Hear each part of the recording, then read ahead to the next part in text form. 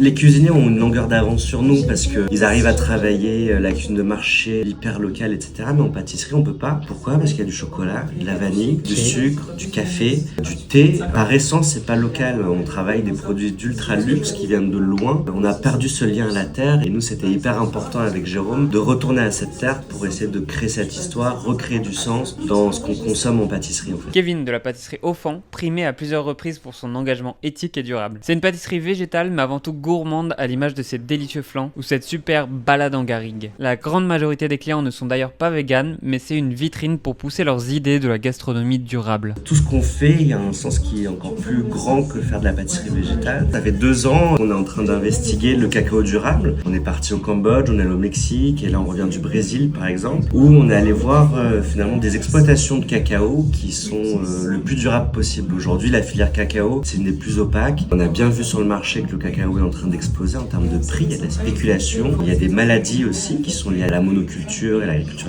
intensive. Et à côté de ça, on a toujours des agriculteurs qui travaillent dans des mauvaises conditions et qui sont pas payés comme il faut. Comment on peut travailler le cacao autrement? Comment on peut le produire autrement? Comment on peut le transformer autrement pour que finalement on soit sur une filière beaucoup plus durable et responsable?